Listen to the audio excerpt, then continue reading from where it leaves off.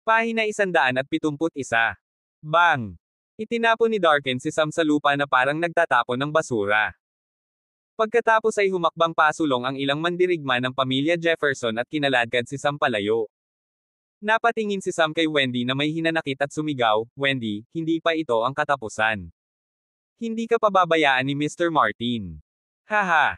Ngumiti si Wendy ng nakakaloko at sinabing, "Si Carlos Martin ba ang ibig mong sabihin? Natatakot ako na hindi niya maprotektahan ang sarili niya ngayon." Ano? Hindi makapaniwalang tanong ni Sam. Hindi kayang protektahan ni Carlos ang sarili niya. Paano ito magiging posible? Bago pa makapag-react si Sam, hinaila na siya palayo. Pagkatapos ay banitin siya ng mga mandirigmang iyon gamit ang isang lubid sa pasukan ng kumpanya. Para sa isang sandali, ang lahat ng mga empleyado ng Chester Group ay nabalisa. Tanong ni Darken, "My lady, now the whole Pinkerton is under our control. Susunod na ba tayong aatake sa East Coast?" Pumunta sila dito hindi lang para pamunuan si Pinkerton kundi para sirain din ang pamilya Jefferson dito. Wendy chuckled and said, "Don't worry. Pupunta tayo sa East Coast bukas." Oo. Umalis si Darken pagkatapos niyang makuha ang sagot. "Carlos, malalaman mo kung ano ang dapat mong paghihirapin pagkatapos mo akong saktan." Nanlamig ang mukha ni Wendy sa sinabi nito. Pinatay ni Carlos ang bodyguard niya at sinampal pa siya sa mukha. Si Wendy ay sumumpa sa sarili na siya ay maghihiganti. Sa punong tanggapan ng mga boas sa Shandale, tumayo si Mr. Gray sa harap ni Derek at magalang na nagsabi, "Master, sinasalakay ng pamilyang Jefferson sa Middleton ang Pinkerton ng Janesville Province. Atake nila ang East Coast sa lalong madaling panahon." Tumango si Derek sa kasiyahan. "Very good. Ano ang dapat gawin ni Carlos this time?" Saglit na nag-alinlangan si Mr. Gray at nagtanong, "Guro, ano ang susunod nating gagawin?" Tumayo si Derek at sinabi sa malamig na tono, "Kung gusto nating talunin ang mga wizard, kailangan muna nating putulin ang mga pakpak nito. Ang apat na pamilya ay pakpak lang ng mga wizard. Dahil ang apat na pamilya ay naglakas loob na laban sa atin, tayo hindi magpapakita ng awa sa kanila. Ang susunod na layunin ay salakayin ang apat na pamilya. Gusto kong tuluyang mawala ang apat na pamilya sa Shandale." "Oo, guru." Umalis si Mr. Gray at agad na nagplanong salakayin ang apat na pamilya. Parating na naman ang bagyo. Biglang naging tense ang atmosphere ng buong Shandale. Ang dating maunlad na kalye ngayon ay naging malamig at tahimik. Ang pamilyang Styles ang pinakaloki at misteryoso sa apat na pamilya. 100 taon na ang nakalilipas, ang ninuno ng pamilyang Styles, Scale Styles, ay dating pinuno ng Shandale at namuno sa mga Boers. Gayunpaman, sa huling kaguluhan, ang pamilya ng Styles ay pinaalis sa Boers. Gayunpaman, ang pamilyang Styles ay pinuno pa rin ng apat na pamilya. Sa oras na ito, sa bulwagan ng pamilya Styles, ang apat na pinuno ng apat na pamilya ay nakaupo ng magkasama na may pag-aalala. Ang pinuno ng pamilya Jameson, si Caden, ay nagsabi, "Mr. Styles, ngayong kakampi na namin ang Wizards, hindi kami pababayaan ng mga Boers." Bilang pinuno ng pamilya Laydon, tumango si Caleb at sinabing, "Tama na. Ang mga wizard ay kasing lakas ng mga Boers. Tiyak na hindi nang ahas ang mga Boers na salakayin ang mga wizard. Ang una nilang target ay tayo." Ang pinuno ng pamilyang Willow, si Ryan, ay nagsabi, "Ang pamilyang Styles ang pinuno ng apat na pamilya. 100 taon na kaming magkatabi. Ngayon kailangan pa namin ng ideya mula sa pamilyang Styles. Ano ang dapat naming gawin?" Napatingin silang lahat sa pinuno ng pamilya ng Styles, si Braden. Pumikit si Braden at parang hindi narinig ang sinabi ng tatlo. Maya-maya, dahan-dahan niyang iminulat ang kanyang mga mata, at isang matalim na liwanag ang bumungad sa kanyang mga mata. Pahina 172. Si Braden ay 70 taong gulang sa taong ito. Marami siyang pinagdaanan sa Shandale.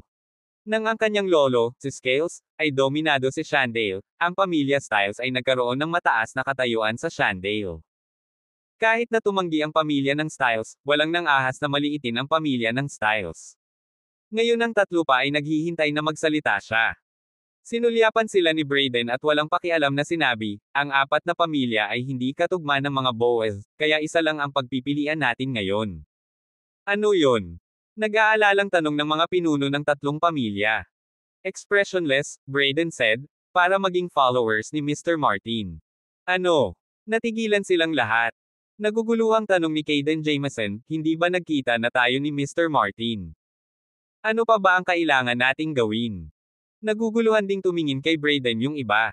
Kakakilala pa lang nila ni Carlos, at nasaktan nila ang mga boys para kay Carlos. Ano pa ba ang dapat nilang gawin para ipakita ang kanilang loyalty kay Carlos? Walang pakialam na sinabi ni Brayden, inimbestigahan ko na ang background niya. Si Mr. Martin ay manugang ng pamilya Jefferson sa East Coast. Bumalik siya sa publiko pagkatapos mawala sa loob ng 5 taon. Hindi lang niya tinulungan ang Jefferson na duminahin ang East Coast ngunit winasak din ang hari ng underground doon. Ang babaeng kasama niya ay asawa niya, si Esther Jefferson. Ngayon siya ang presidente ng Chester Group. This time, pumunta sila sa Shandale para mag-inspection sa palengke. Kakakilala lang namin ni Mr. Martin, pero hindi sapat. Kailangan pa naming ipakita ang aming katapatan. Paano natin gagawin iyon? Nataranta ang lahat sa sinabi ni Brayden. Akala nila malaki na ang naitulong nila kay Carlos. Binaliwala ang mga pagdududa ng lahat, nagpatuloy si Brayden, tulad ng alam nating lahat, higit sa 70% ng merkado ng Shandale ay inookupahan na ngayon ng 4 na pamilya at ng mga boys. Mahirap para sa Chester Group na gumawa ng mga benepisyo dito, kaya kailangan nating tulungan ang Chester Group. Tanong ni Ryan Willow, na matagal nang nanahimik, ano ang dapat nating gawin? Ang bawat isa sa atin ay mag-aalok ng kalahati ng ating mga ari-arian sa Chester Group, na maaaring magpakita ng ating katapatan kay Mr. Martin. Ano? Kalahati ng properties. Baliw ka ba? Nagulat ang lahat sa sinabi ni Brayden. Ang 4 na pamilya ay pawang mga nangungunang pamilya ng Shandale. Kalahati ng mga ari-arian ay nagkakahalaga ng 10 bilyong dolyar. Bakit kailangan nilang ipadala ito kay Carlos bilang regalo para ipakita ang kanilang katapatan? Ngumuso si Brayden, ha? Mas mahalaga ba ang pera kaysa sa buhay natin? Basta ibigay natin sa kanya ang kalahati ng ating mga ari-arian, naniniwala ako na poprotektahan tayo ni Mr. Martin. Kung hindi, sino sa inyo ang makakatagal sa galit ng mga boa? Natahimik naman ang 3 pa matapos itong marinig. Kung talagang inatake sila ng mga boas, wala sa 4 na pamilya ang magiging katapat ng mga boas. Sa oras na iyon, masisira pa ang kanilang mga pamilya. Ngunit nag-aatubili din silang ibigay ang kalahati ng mga ari-arian.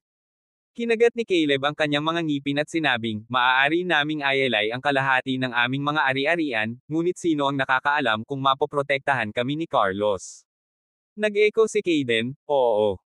Kung hindi tayo mapoprotektahan ni Carlos, maaari pa nating ibigay ang kalahati ng ating mga ari-arian sa mga wizard at hayaang protektahan tayo ng mga wizard. Haha! Ngumisi si Brayden, tanga. Ang mga wizard ay kasing lakas ng mga boys. Kahit na handa tayong suportahan sila, paano tayo mapoprotektahan ng mga wizards? Ganyan ba talaga kalaki ang regalo natin sa Chester Group? Nakakaawa naman. Tama. Ang mga ari-arian ay ang maingat na pagsisikap ng ilang henerasyon. Wala na bang ibang paraan? Nag-alinlangan ang 3 sa mungkahi ni Brayden. Pahina 173. Kung tutuusin, ito ay kalahati ng kanilang mga ari-arian. Tatanggihan ng 4 na pamilya pagkatapos nilang ialok ito. Ngumisi si Brayden, ang tanga mo. Anyway, I've decided to show my loyalties to the Chester Group, and I don't care if you'll do it or not. Nang matapos siyang magsalita ay tumayo na siya at pupunta na sana sa Sparks Group. Nang makaalis si Brayden, naging balisa ang 3. I have a piece of advice for you. Mas malaki ang kikitain mo kahit nawalan ka ng pera. Pero kung mawawalan ka ng buhay, mawawala talaga ang lahat. Ingatan mo ang sarili mo. Pagkasabi nun ay umalis na si Brayden. Sandali lang. Sasamahan ka namin. Pinigilan siya ng mga pinuno ng 3 pamilya. Pagkatapos ay sinundan nila si Brayden sa Spark Group. Kung ihahambing sa buhay, ang mga ari-arian ay hindi gaanong mahalaga. Hanggat nabubuhay sila, kikita sila ng higit pa sa naibigay nila sa madaling panahon. Kung talagang makapangyarihan si Carlos at kaya silang protektahan, mas lalakas pa ang pamilya nila. Ngunit nang maglunsad ng pag-atake ang mga boas, hindi na nila ito napigilan. Ngayon, maaari na lamang nilang ilagay ang lahat ng kanilang pag-asa kay Carlos.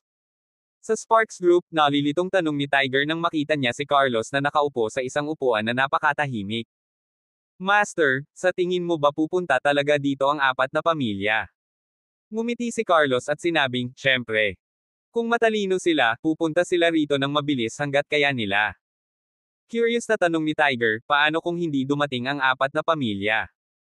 Haha. Ngumisi si Carlos, kung gayon, wala na ang apat na pamilya sa Shandale bukas ng hapon. Nagulat si Tiger sa narinig. Napakamalas ng apat na pamilya. Umaasa si Tiger na magiging matalino sila. Tanong ni Carlos, nga pala, may ginagawa ba ang mga boa? Sumagot si Tiger ng may paggalang, gaya ng iyong inaasahan, nagpadala ng mensahero ang mga boas kay Middleton para makipag-alyansa sa pamilyang Jefferson. Ngayon, nagpadala na ng mga manlalaban ang pamilya Jefferson sa Janesville.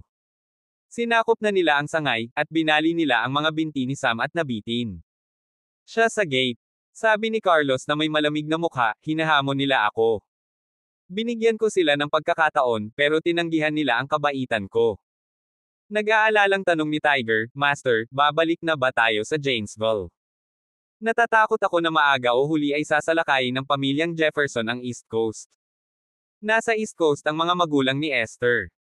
Kung may nangyari sa kanila, ang mga kahihinatnan ay hindi katanggap-tanggap.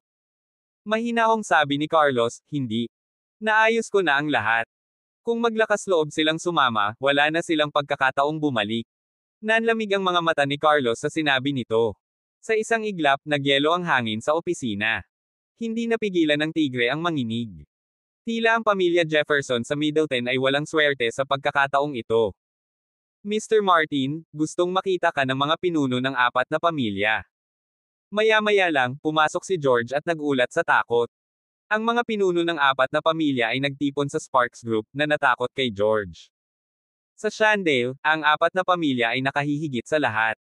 Halos imposibleng makita ng mga ordinaryong tao ang mga pinuno ng apat na pamilya. Laking gulat ni George na sabay silang dumating sa Sparks Group ngayong araw na ito ay wala sa kanyang inaasahan. Nakita ni Carlos ang pagtataka sa mukha ni George. Walang pakialam na sabi niya, you work for me now. Don't panic about anything. Parami ng parami ang mga ganitong bagay sa hinaharap. Kailangan mong masanay.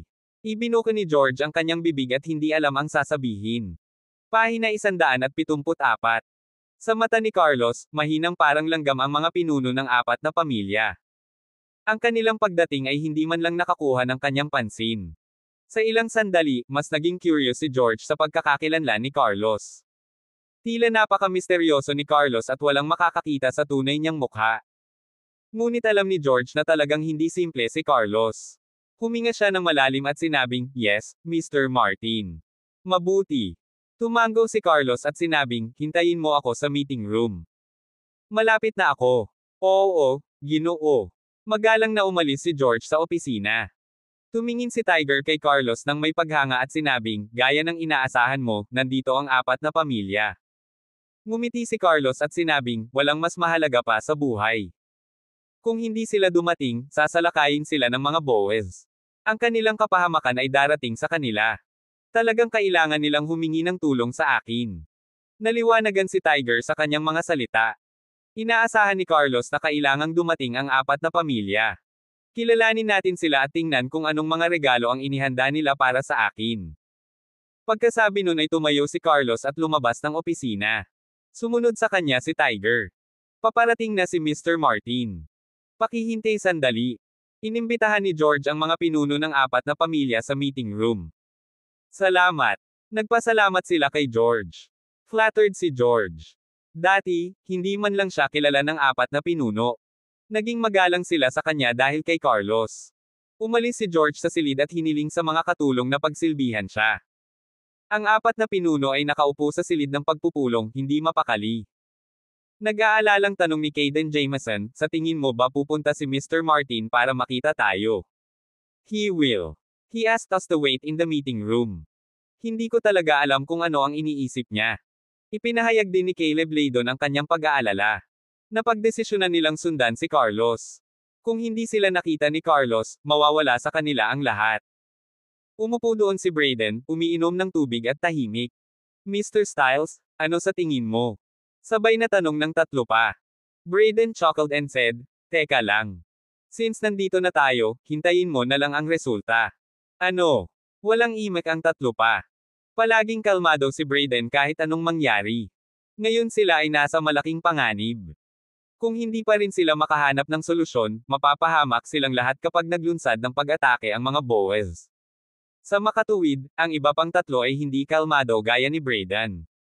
Nakita rin ni Brayden ang pag-aalala sa mga mukha nila. Akala niya ay mga tanga talaga sila. Kung hindi niya hiniling na nandito sila, naghihintay na sila ng kamatayan. Mr. Martin, pakiusap. Habang ang tatlong pinuno ay sabik na naghihintay, may narinig silang boses. Sabay-sabay na napatingin sa pinto ang apat na pinuno. Bumukas ang pinto ng meeting room at pumasok si Carlos. Mr. Martin. Magalang na binati ng apat na pinuno si Carlos. Umupo sa host seat, itinaas ni Carlos ang kanyang kamay at sinabing, "Maupo ka." Napaupo ang apat na pinuno na kinakabahan. Sinulyapan sila ni Carlos at walang pakialam na nagtanong, "What brings you here today?" Pahina 175. Diretso siya sa puntong walang sinasabi. Walang imik ang tatlo pang pinuno ngunit sabay na tumingin kay Brayden. Bilang pinuno ng apat na pamilya, tumayo si Brayden at magalang na sinabi, "Mr. Martin, nandito kami para humingi ng proteksyon sa iyo." Walang pakialam na tanong ni Carlos, "Anong ibig mong sabihin?" Sinabi ni Brayden, "Ang apat na pamilya ay naghiwalay na sa mga Boers, at ang mga Boers ay hindi kami papayagang umalis. Kaya, kami, ang apat na pamilya, ay umaasa na magkaroon ng iyong proteksyon." Oh! Tumango si Carlos at walang sinabi. Lalong kinabahan si Brayden. Dagdag pa niya, "Para ipakita ang aming katapatan, handa kaming ibigay ang kalahati ng aming mga ari-arian sa Chester Group." Pagkasabi nun ay hindi mapakali si Brayden na tumingin kay Carlos. Napagdesisyonan niyang sundan si Carlos. Pero tanong pa rin kung tatanggapin ba ito ni Carlos o hindi. Kalahati ng mga ari-arian. Napaka-generous mo. Carlos chuckled at nagtanong, "Magkano ang kalahati ng iyong mga ari-arian?" Sinabi ni Brayden, "Kalahati ng aming mga ari-arian ay nagkakahalaga ng 10 bilyong dolyar sa kabuuan."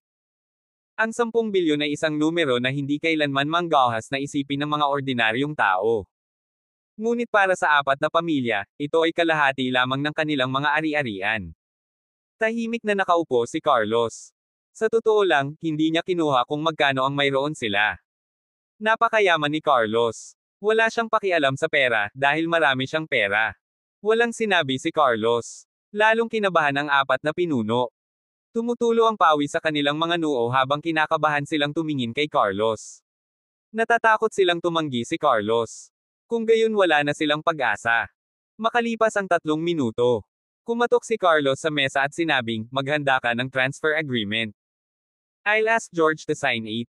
"Salamat, Mr. Martin." Sa wakas pumayag si Carlos. Tuwang-tuwa ang apat na pinuno. Matagal nang natulala si George. Hindi niya akalain na personal na ibibigay ng apat na pinuno kay Carlos ang kalahati ng kanilang mga ari-arian.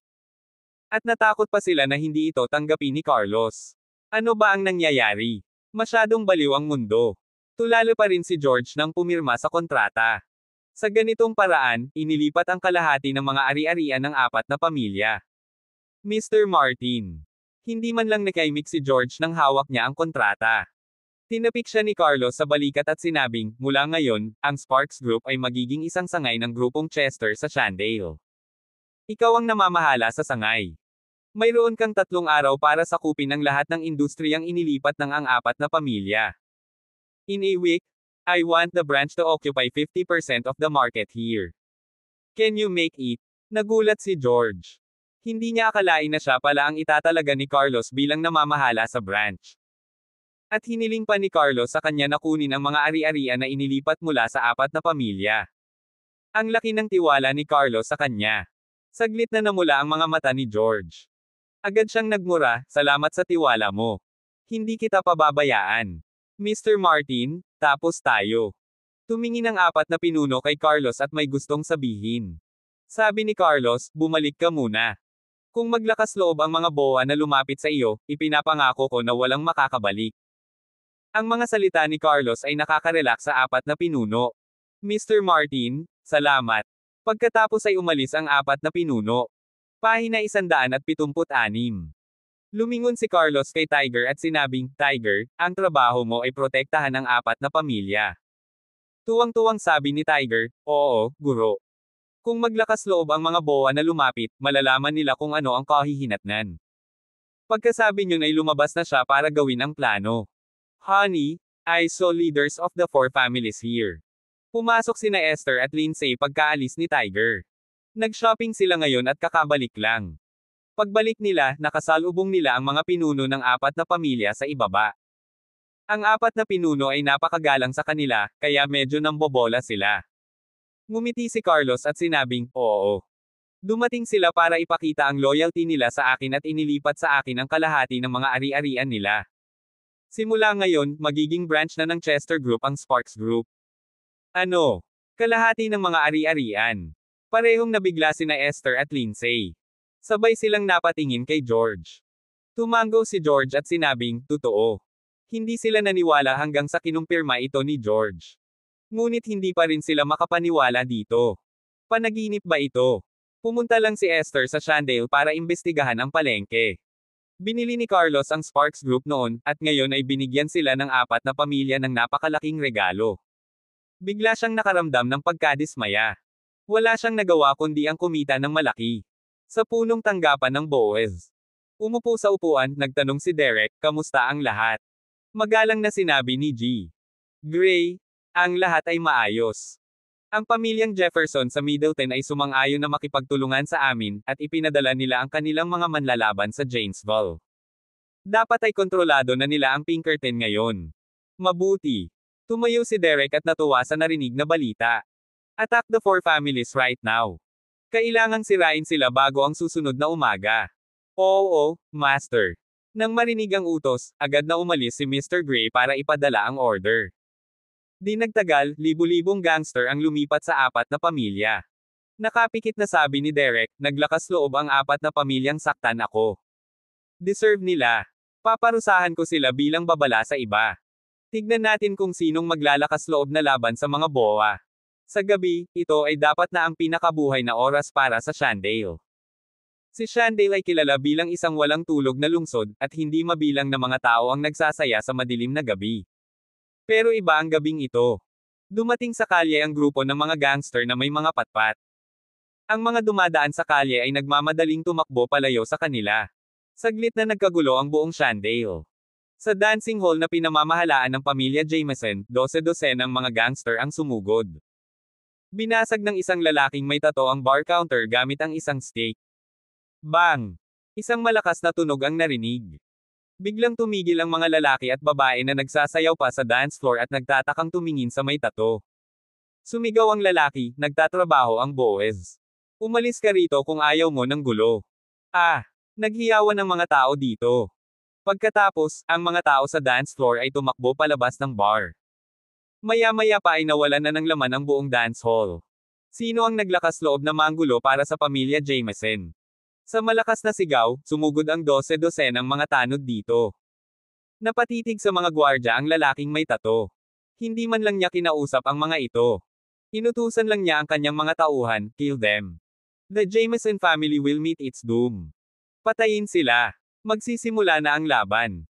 Sumugod ang mga gangster na iyon sa mga gwardya ng pamilya Jameson, at sumiklab ang isang matinding labanan. Pahina 177. Sa oras na ito, tahimik na lumitaw sa dance hall ang apat na Royal Guards na nakaitim.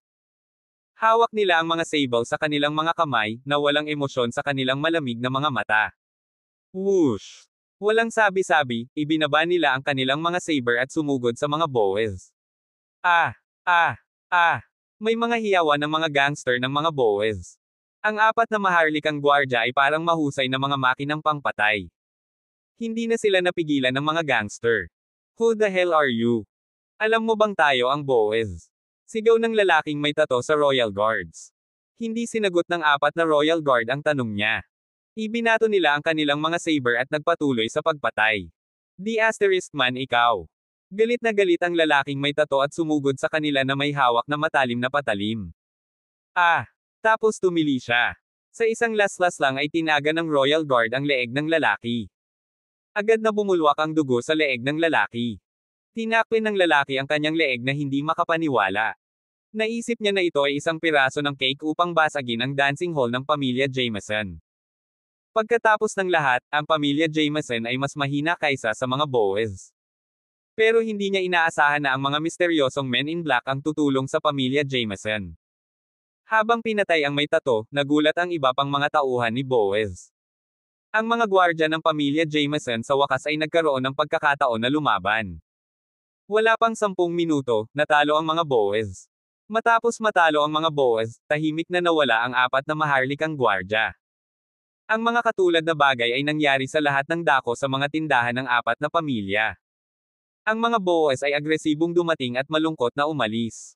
At ang mga pinuno ng mga gangster ay pinatay ng mga maharlikang gwardya. Nabigo ang plano ng mga Boaz. Kasabay nito, personal na pinangunahan ng master ng Boaz na si Derek ang 3,000 elite para salakayin ang pamilya Styles. Ang pamilyang Styles ang pinuno ng 4 na pamilya. Hanggat ang pamilya ng Styles ay nawasak, ang 4 na pamilya ay hindi na umiiral. Sa oras na ito, tahimik ang buong Styles Manor. Nakapatay ang lahat ng ilaw, na nagpapakita ng kakaibang kapaligiran. Master, sa tingin ko may mali sa pamilya Styles. Nag-aalalang tanong ni Mr. Kinusot-kusot ni Derek ang kanyang mga mata at sinabing, kahit anong pakulo ang nilalaro ng pamilya Styles, wala sila sa harap ng absolute power. Pagkasabi noon ay mahinahon niyang tinanong, paano ang 3 pang pamilya? Tumango si Mr. Gray at sinabing, ready na ang lahat. Ipinadala namin ang lahat ng mga tauhan namin sa 4 na pamilya. I guess they are in a fierce battle now. Napangiti si Derek na may kasiyahan. Very good. Masisira ang 4 na pamilya ngayong gabi. Nanlamig ang mga mata niya sa sinabi nito. Kinawian ni Derek ang kamay at nagutos, humanda ka. Patayin ang lahat. Siya ang nagbigay ng utos. Sumugod ang 3,000 elite patungo sa pamilya Styles. Basag. Basag. Basag. Biglang bumukas ang lahat ng ilaw, na naging kasing liwanag ng araw. Ang 3,000 gangster ay huminto sa pwesto sa pagtataka at tumingin sa paligid. Biglang may umalangaw-ngaw na mga yabag ng paa. Nanginginig ang lupa. Pagkaraan ng ilang sandali, hindi mabilang na mga tao ang sumugod mula sa lahat ng direksyon. Napakarami nila kaya napuno nila ang malaking manor. Sa isang iglap, napalibutan nila ang mga Boaz. Ano? Nagulat ang lahat ng boa nang makita ito. Pinlano sana nilang itago ang pamilya Styles, ngunit hindi nila inaasahan na mapapalibutan sila ng napakaraming tao. Nag-aalalang sabi ni Mr. Gray kay Derek, may problema tayo. Isa itong bitag. May ambush. Pahina 178. Malungkot ang mukha ni Derek. Hindi niya inaasahan na sila ay makulong. Haha. Mr. Bing, matagal ka nang hinihintay ng 4 na pamilya. Sa pagkakataong ito, may narinig siyang tumatawa. Lumabas sa crowd ang mga pinuno ng 4 na pamilya at tumingin kay Derek. Upang labanan ang mga Boaz, tinipon ng 4 na pamilya ang lahat ng kanilang mga mandirigma. Mahigit 10,000 tao rito ay pawang mga elite ng 4 na pamilya. Tumingin si Derek sa 4 na pinuno na may mahabang mukha at malamig na sinabing, medyo matalino kayo. Paano ninyo nalaman na pupunta ako ngayong gabi? Pero tinipon na ninyo ang lahat ng mga elite dito. Hindi ba kayo natatakot na ang inyong mga tindahan ay masira ng mga lalaki ko? Mahigit 10,000 elite ng 4 na pamilya ang naririto, ibig sabihin ay walang makakabantay sa mga tindahang iyon. Kahit na ang 4 na pamilya ay maaaring manalo sa labanan dito, sila ay magduruso pa rin ng isang malaking kawalan. Tatanggi sila kahit nanalo sila sa digmaan. Marami pa ring pamilya sa Shandale ang gustong pumalit sa kanilang mga pwesto. Kapag tumanggi ang 4 na pamilya, tiyak na sasalakayin sila ng ibang mga pamilya. Ang 4 na pamilya ay gumawa ng isang hanggal na plano. Tumayo si Brayden at kampante na tumawa. Derek, alam namin ang ibig mong sabihin. Nang marinig ang mga sinabi ni Brayden, sumama ang pakiramdam ni Derek. Ikinaway ni Brayden ang kanyang kamay at sinabing, halika. Ipakita ang mga regalo natin kay Mr. Bing. Nang matapos siyang magsalita, nag-walk out ang 12 ng mga tao mula sa 4 na pamilya. Bawat isa sa kanila ay may hawak na isang kahon sa kanilang mga kamay. Nang mabuksan ang mga kahon, nakita ni Derek ang maraming ulo sa mga ito. Namula ang mga mata niya nang makita ang mga mukha na iyon. Ang mga taong iyon ay pawang mga pinuno ng mga gangster na inutusan niyang salakayin ang mga tindahan ng 4 na pamilya. Ang mga taong ito ang pangunahing miyembro ng Boaz. Ngayon pinatay silang lahat. Isa itong malaking kawalan sa mga Boaz. Itinuro ni Derek ang 4 na pinuno at tinanong, paano mo ito nagawa? Hindi siya naniniwala na sapat ang lakas ng apat na pamilya para pumatay ng napakaraming mandirigma. Ang mga mandirigmang iyon ay nasa tuktok ng hybrid. Hindi sapat ang kapangyarihan ng apat na pamilya para patayin silang lahat. Ngumisi si Brayden, wala itong kinalaman sa iyo. Anyway, masisira ang mga boss ngayon. Tingnan natin kung kaya mo talaga. Hindi sumuko si Derek. Patayin sila. Patayin silang lahat. Walang pag-aalinlangan, sinimulan ng dalawang panig ang laban. Sa isang iglap, napakaraming tao ang nahulog at namatay. Walang panig ang kayang matalo sa labanang ito. Alinmang panig ay magbabayad ng hindi mabata na presyo kung sila ay natalo. Sa makatuwid, ang labanan ay mahigpit mula sa simula. Ginamit ng magkabilang panig ang lahat ng kanilang lakas. Ikinaway nila ang kanilang mga talem, patpat, at iba pang sandata at sinubukang patayin ang kanilang mga kaaway. Ang mga hiyawan ay kung saan-saan. Nagtatampo ang mukha ni Derek. Kahit na ang mga boss ay mas malakas kaysa sa mga mandirigma ng apat na pamilya, napakaraming mga kaaway. Maaaring patayin ng mga langgam ang elepante kung sila ay napakarami. Sunod-sunod na bumagsak ang mga boss dahil hindi nila mapigilan ang napakaraming kaaway. Maganda ang plano ni Derek. Kinailangang bantayan ng apat na pamilya ang kanilang mga tindahan, kaya walang gaanong tao na magagamit nila sa pagbabantay sa kanilang mga mansyon. Pinamunuan niya ang 3,000 tao dito, at sapat na iyon para durugin ang kanilang mga mansyon. Ngunit dahil sa kanyang inaasahan, napatay ang mga lalaking inutusan niyang sumalakay sa mga tindahan, at napapaligiran din siya ng napakaraming tao.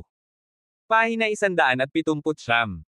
Nag-aalalang sabi ni Mr. Gray, Master, kailangan na nating umatras. Kung hindi, mabibigat na pagkatalo ang ating dadanasan. Nag-alinlangan si Derek. Agresibo siyang pumunta rito, pero ngayon, napilitan siyang umatras. Sobrang nakakahiya. Bukod dito, kapag natalo siya sa labanang ito, tiyak na masisira ang reputasyon ng mga boss sa Shandale. Derek gritted his teeth and said, Sandali. Ibinuka ni Mr. Gray ang kanyang bibig ngunit walang sinabi. Nagpatuloy ang labanan. Lalong matindi ang laban ng dalawang panig. Ang sahig ay nabahira ng pula ng dugo. Sunod-sunod na namamatay ang mga tao. Ang magkabilang panig ay ganap na baliw. Dapat nating tapusin ito sa lalong madaling panahon, kung hindi ay mapapahamak tayo kapag dumating ang mga reinforcements ng boss. Tama. Ang boss ang pinakamalaking gang sa Shandale kung tutuusin, at tiyak na mas malakas sila kaysa sa inaakala natin. Hindi natin mapapalampas ang pagkakataon. Mukhang kailangan nating ipakita ang tunay nating kapangyarihan. Habang lumalala ang sitwasyon, sa wakas ay nagpa siya ang apat na pinuno. Squinting his eyes, Brayden said, We have no time to think. Just show our real power. Tumango naman ang tatlo at sumang-ayon. Wala silang masyadong oras para mag-alinlangan sa ganoong sitwasyon. Kung nanalo ang mga boss sa labanan ngayon, haharapin nila ang kanilang kapahamakan. Pumunta ka. Sabay-sabay na sigaw ng apat na pinuno. Whoosh! Whoosh! Whoosh! Humigit kumulang 100 tao ang dumating sa labanan. Lahat sila ay nakamaskara at malamig ang mga mata. May dalang mahahabang espada ang mga ito sa kanilang likuran at napakasama ng itsura. Lahat sila ay nasa tuktok ng hybrid. Sila ang pinakamalakas na master na sinanay ng apat na pamilya sa loob ng maraming taon. Gagamitin lamang ang mga ito sa pinakakritikal na sandali. Patayin sila. Sa isang malakas na sigaw, ang mga hybrid na iyon ay sumugod sa mga boss. Sila ay walang awa at ang kanilang mga galaw ay napakabilis. Ang mga boss ay naging dehado sa bilang. Ngayon ay kinailangan pa nilang harapin ang mahigit 100 hybrid. Wala pang 5 minuto, natalo ang boss. Hindi na nakatiis ang mga boss. Nag-aalalang sabi ni Mr. Gray kay Derek, Master, hindi na po kami makapaghintay. Kailangan po naming umatras kaagad, kung hindi lahat ng 3,000 elite ay papatayin dito. Pumikit si Derek ng masakit. Nag-aatubili siya, ngunit wala siyang pagpipilian. Ang 3,000 gangster na ito ay pawang mga elite ng boss. Hindi niya kayang mawala ang mga ito. Bahagya siyang napabuntong hininga, binuksan ang kanyang mga mata, at sumigaw, urong. Nagsimulang umatras si Derek sa ilalim ng takip ni Mr. Gray. Kasabay nito, ang mga boss ay umatras ng baliw pagkatapos ni Derek. Nang makita ito ng apat na pinuno, inutusan nila ang kanilang mga tauhan, hulihin sila. Huwag silang patakbuhin. Hulihin mo sila. Ang gwardya ng apat na pamilya ay baliw na hinabol ang mga Boers. Sa isang bubong sa di kalayuan, tinanong ni Tiger si Carlos, Master, umaatres si Derek. Dapat ko ba siyang pigilan? Umiling si Carlos at sinabing, hindi. May silbi pa rin siya. Paano magkakagatan ng mga asong iyon kung papatayin natin ang isa sa kanila? Mula sa simula hanggang sa huli, si Carlos ay nanonood ng labanan dito. Hindi siya sumali sa labanan. It was a piece of cake for him to kill Derek. Gayunpaman, hindi kailangan ni Carlos ang buhay ni Derek. Nais niyang ganap na linisin ang underworld sa lungsod na ito. Hindi niya ginamit ang hukbo o ang Guards of Death dahil si Shandale ang sentro ng ekonomiya ng Amerosia. Hindi niya maaaring hayaan ang lungsod na magdusa ng anumang pagkalugi. Sa sandaling matrigger ang krisis sa ekonomiya, hindi katanggap-tanggap ang pagkawala. Pahina 180. Makukuha ni Carlos ang benepisyo kapag ang mga puwersang iyon ay lumaban sa isa't isa. Walang pakialam niyang sinabi, sabihin kay Aiden na dapat kumilos ang mga Wizards ngayon. Oo. Tumango si Tiger at agad na umalis. Umangat ang ulo ni Carlos at tumingin sa madilim na langit. Ngayong gabi, mawawasak ang mga Boers. Sa punong tanggapan ng mga Boers, awkward na tumakbo pabalik si Derek. Malaki ang natamo niya sa labanang ito. Sa 3,000 elite, wala pang 1,000 sa kanila ang maaaring makabalik ng buhay. Gayon din, nawala sa kanya ang mga ipinadala sa pag-atake sa mga tindahan. Pagkatapos ng labanan, ang kapangyarihan ng mga Boers ay lubhang nasira. Nag-aalalang tanong ni Mr. Gray, Master, ano ang dapat nating gawin ngayon? Bang! Hinampis ni Derek ang mesa at nagkapira-piraso ito. He roared, "This is a conspiracy. It must be Carlos' conspiracy. It must be him." Ang mga Boers ay dumanas ng matinding pagkatalo ngayong gabi. Naniwala si Derek na ito ang balak ni Carlos. Ang apat na pamilya ay hindi gaanong makapangyarihan. Si Carlos ang nasa likod ng lahat ng ito. Kung ang apat na pamilya ay hindi suportado ni Carlos, maaari niyang sirain ang mga ito ngayong gabi lang. Bahagyang napabuntong hininga si Mr. Gray at sinabing, Guro, isa man itong sabuatan o hindi, marami na tayong pinaghirapan ngayon. Kung hindi tayo makagawa ng solusyon, natatakot akong masira ang mga Boers. Kumunat ang noo ni Derek. Siyempre, alam niya iyon. Pagkatapos mag-isip sandali, sinabi niya, hilingin ang lahat ng ating mga tauhan na bantayan ang punong tanggapan at simulan ang emergency defense. Oo, Ginoo. Nang aalis na sana si Mr. Gray, may isang gangster na tumatakbong balisa. Master, masamang balita. Ang apat na pamilya at ang mga wizard ay umaatake sa punong tanggapan. Ano? Nagbago ang mukha ni Derek at Mr. Gray nang marinig nila ito. Nagmamadaling utos ni Derek, bilasan mo. Pigilan mo sila sa gate. Oo, Ginoo. Tumalikod at umalis ang gangster pagkarinig niya sa utos. Hindi mapakali si Derek na nakaupo sa upuan. Nakipagtulungan ang apat na pamilya sa wizards para salakayin ang Boers. Halos hindi sila malabanan ng mga Boers kung hindi sila natalo sa labanan. Ngunit ngayon ay natalo ang mga Boers, kaya hindi nila nalabanan ang kanilang mga pag-atake. Nag-aalalang sinabi ni Mr. Gray, Master, kailangan nating humanap ng paraan sa lalong madaling panahon. Nanatiling tahimik si Derek. Ano pa ang maaari niyang gawin ngayon? Bang! Bang! Bang! Lalong naging mabangis ang tunog ng away sa labas. Guro, halos hindi na namin kayang labanan ito. Sa oras na ito, sumugod ang isang gangster na may dugo sa buong katawan. Pagkatapos niyang sabihin iyon, tumagilid siya, bumagsak sa lupa, at namatay. Dumilim ang mukha ni Derek. Nag-aalalang sabi ni Mr. Gray, Master, kailangan na nating umalis. With a bitter smile on his face, Derek said, saan tayo pupunta? Go to Chalford. Go and find the chief executive. Tutulungan niya tayo. Sigaw ni Mr. Gray. Chalford. Bulong ni Derek. Gusto mong umalis. Wala kang mapupuntahan ngayon. Sa isang malakas na sigaw, ang apat na pinuno at si Aiden, ang pinuno ng mga wizard, ay pinangunahan ang malaking bilang ng mga tao. Nakatitig kay Derek, napangisi si Aiden, Derek, mas mabuting sumuko ka na. Tumayo si Mr. Gray sa harap ni Derek para protektahan siya at sinabing, Master, bilasan mo. Pipigilan ko sila. Mr. Gray. Sigaw ni Derek. Nag-aalalang sinabi ni G. Gray, bilasan mo. Huli na kung hindi ka aalis ngayon. Hindi mahalaga kung mamatay ako, ngunit hindi ka maaaring mamatay.